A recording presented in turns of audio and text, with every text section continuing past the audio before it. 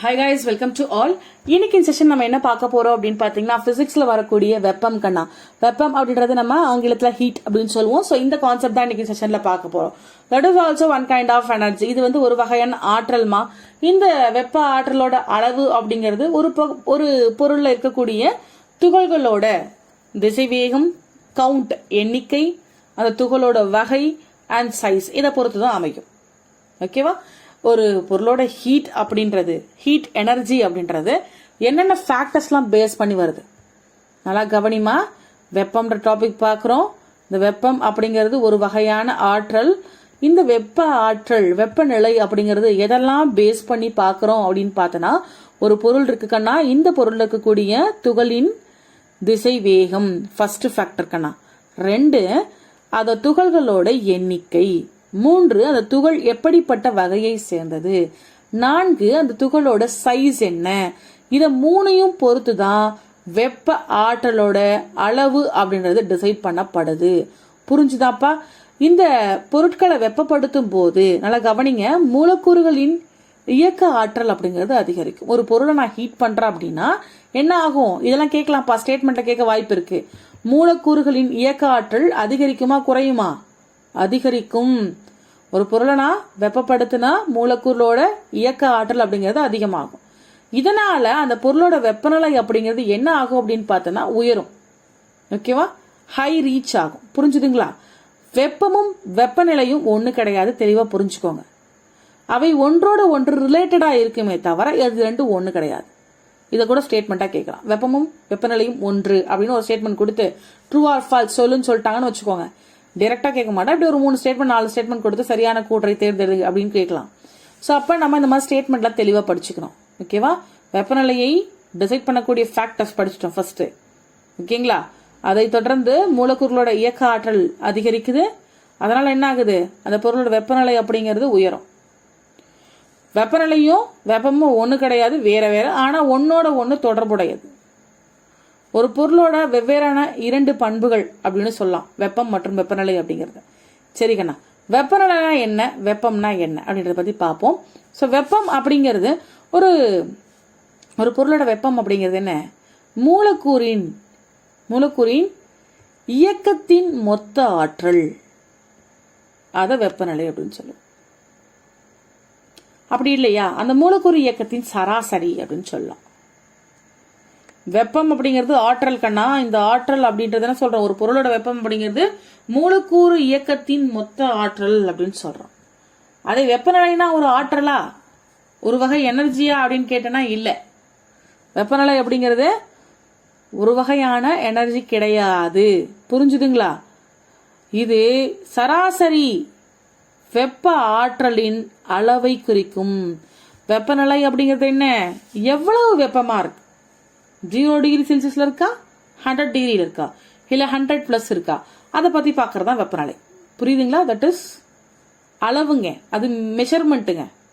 புரியுதா? அது எனர்ஜி இல்லை. வெப்பம்ங்கிறது எனர்ஜி, அது மூலக்கூறோட இயக்க ஆற்றலின் மொத்த சராசரி. சரிப்பா, இந்த வெப்பநிலையை நான் எந்த அழகால அளப்பேன்? வெப்பநிலையின் அழகு என்ன தெரியுமா? கமெண்ட் பண்ணுங்க பார்க்கலாம். வெப்பநிலையின் அழகு என்ன கண்ணா? வெப்பநிலையோட அழகு அப்படிங்கிறது 0 டிகிரி செல்சியஸ் பா. புரிஞ்சுதா? வெப்பநிலையின் அழகு 0 டிகிரி செல்சியஸ் கிடையாது, செல்சியஸ் அப்படிங்கிறது தான் வெப்பநிலையின் அழகு. இதே ஒரு பனிக்கட்டி அப்படின்னா 0 டிகிரி செல்சியஸ் சொல்லுவோம், கொதிநிலை அப்படின்னா நம்ம 100 சொல்லுவோம் கண்ணா.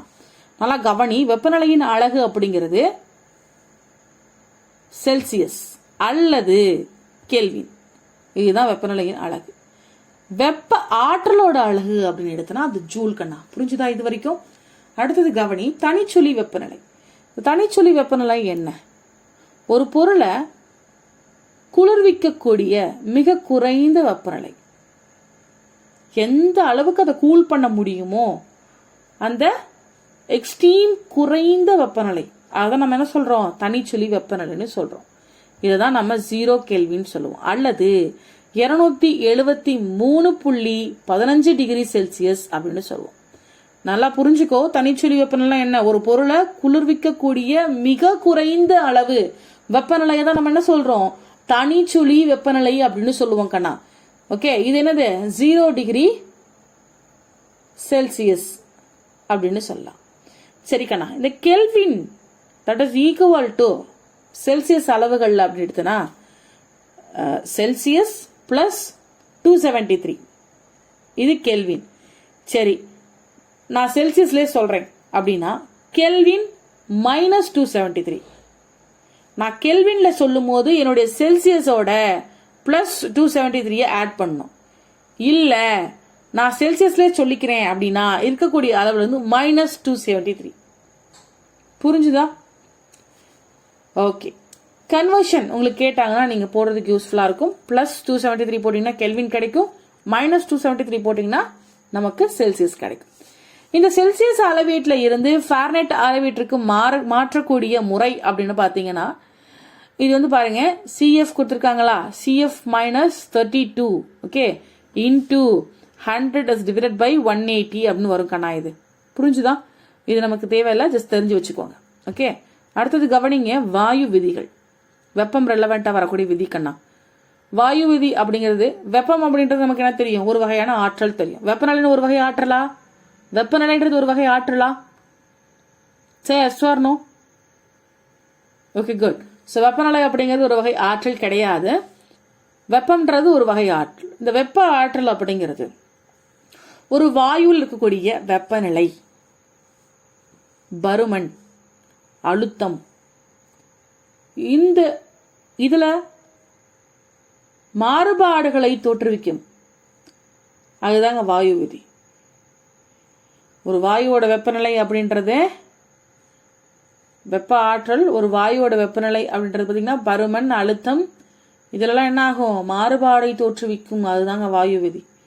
பாயில் விதினா என்ன? பாயில் விதி நான் ஆல்ரெடி உங்களுக்கு சயின்டிபிக் லா கிளாஸ்ல சொல்லியிருப்பேன். ராபர்ட் பாயில் அப்படின்னு சொல்லக்கூடிய அறிஞர் அவர்களால் இந்த வாயு விதி அப்படின்றது, ராபர்ட் பாயில் அவர்களால் உருவாக்கப்பட்டதாங்க இந்த பாயில் விதி. வாயுவோட வெப்பநிலை மாறாமல் இருக்கும் போது அதோட பருமன், அழுத்தம் இதுக்கு இடையில வந்து இருக்கக்கூடிய தொடர்பு, இதுக்கு ரெண்டுத்துக்கு இடையில தொடர்பு இருக்கும் அப்படிங்கறத சொல்றாரு.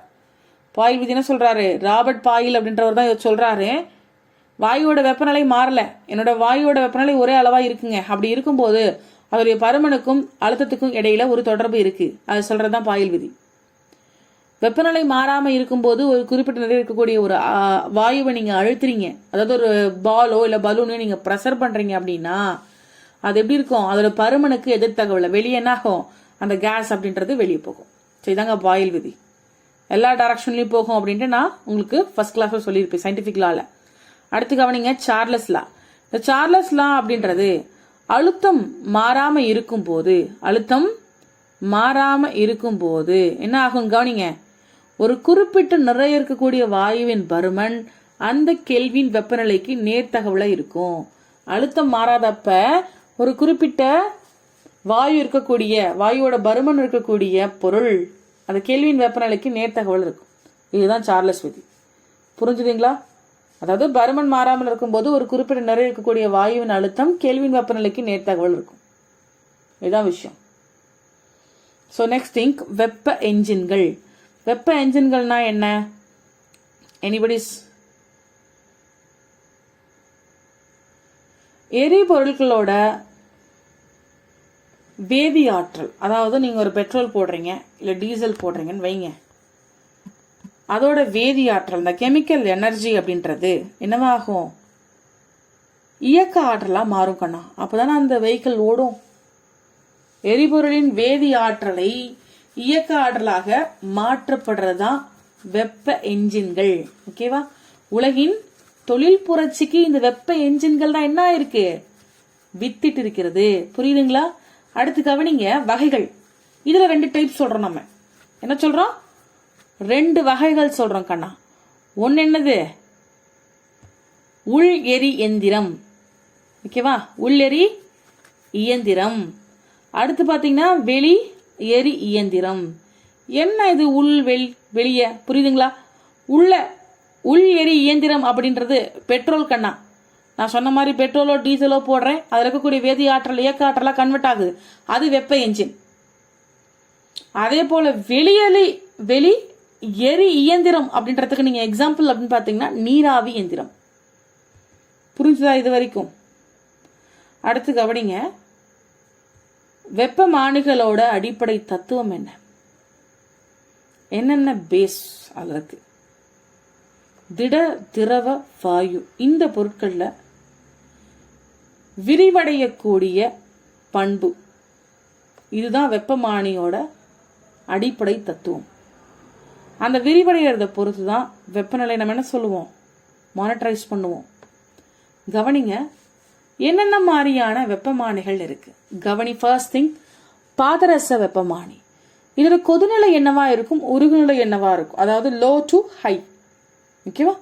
உறைநிலை அப்படிங்கிறது லோ கண்ணா, -39 டிகிரி செல்சியஸ். பாதரச வெப்பமானியில் இருக்கக்கூடிய ஹை ரேஞ்ச் அப்படின்னு பாத்தீங்கன்னா, கொதிநிலை அப்படின்னு எடுத்தீங்கன்னா 375 டிகிரி செல்சியஸ். அடுத்ததா பார்க்கக்கூடியது ஆல்கஹால் வெப்பமானி. கவனிங்க நல்லா, பாதரச வெப்பமானி, ஆல்கஹால் வெப்பமானி. இந்த ஆல்கஹால் வெப்பமானியோட கொதிநிலை 70 டிகிரி செல்சியஸ் கண்ணா, உறைநிலை -130 டிகிரி செல்சியஸ். புரிஞ்சுதா? அடுத்தது வாயு வெப்பமானி. இந்த வாயு வெப்பமானி அப்படின்னு எடுத்தீங்கன்னா அதுல இருக்கக்கூடிய வாயு ஹைட்ரஜன். அளவீடுகள் அப்படின்னு எடுக்கும்போது -39 டிகிரி செல்சியஸ்ல இருந்து ஓகே 500 டிகிரி செல்சியஸ் வரைக்கும் இருக்கும். இதோட துல்லியத்தன்மை அப்படின்றது +0.005 டிகிரி செல்சியஸ். புரிஞ்சுதா? அடுத்து மின் தடை வெப்பமானிங்க. இதுல பயன்படுத்தக்கூடிய தனிமம் அப்படின்னு பாத்தீங்கன்னா பிளாட்டினம். வாயு வெப்பமானில பயன்படுத்துறது ஹைட்ரஜன் கண்ணா, மின்தடை வெப்பமானில பயன்படுத்துறது பிளாட்டினம். இதோட அளவீடுகள் அப்படின்னு எடுத்தீங்கன்னா 200 டிகிரி செல்சியஸ்ல இருந்து ஓகே 45 அதாவது 1200 டிகிரி செல்சியஸ் வரைக்கும் இருக்கும். 200 to 1200. இதோட துல்லியத்தன்மை நீங்க கால்குலேட் பண்ணும்போது +/- 0.001 டிகிரி செல்சியஸ் ஆட் பண்ணிக்கலாம், அல்லது சப்ராக்ஷன் பண்ணிக்கலாம், இப்படிதான் வரும். அடுத்து கவனிங்க, வெப்பமின் வெப்பமானி. இதோட தத்துவம் அப்படிங்கிறது சீபக் விளைவு. இந்த வெப்பமின் வெப்பமானில பயன்படுத்திருக்கக்கூடியது சீபக் விளைவு கண்ணா.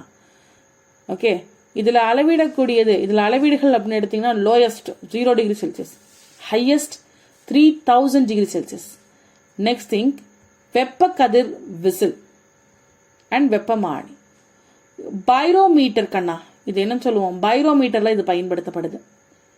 3000 டிகிரி செல்சியஸ்ல இருந்து 6000 டிகிரி செல்சியஸ் வரைக்கும் இதோட வெப்பநிலை அப்படிங்கிறது மானிட்டர் பண்ணுது. பைரோ ஹீலியோமீட்டர் அப்படின்னு எடுத்தீங்கன்னா சூரியனோட வெப்பநிலை அளக்கிறதுக்கு இந்த பைரோ ஹீலியோமீட்டர் தான் நம்ம பயன்படுத்துறோம். ரொம்ப முக்கியமான கொஸ்டின் கண்ணா இது. அடுத்து கவனிங்க, 6 வெப்பமானி. ஒன்னு, சுற்றுச்சூழலின் அன்றாட வெப்பநிலையை அளக்கிறதுக்கு, வெப்பம் பரவக்கூடிய முறையை அளக்கிறதுக்கு இந்த 6 வெப்பமானி பயன்படுது. 1 வெப்ப கடத்தல், 2 வெப்பச்சலனம், 3 வெப்ப கதிர்வீச்சு கண்ணா. இதை எல்லாமே இந்த 6 வெப்பமானி அப்படின்றது மானிட்டரைஸ் பண்ணுது. புரியுதுங்களா? 6 வெப்பமானி எதெல்லாம் மானிட்டரைஸ் பண்றா? 1 வெப்ப கடத்தல், மற்றொன்று வெப்பச்சலனம், 3 வெப்ப கதிர்வீசல். புரிஞ்சுதுங்களா இது வரைக்கும்? Clear guys? இது வரைக்கும்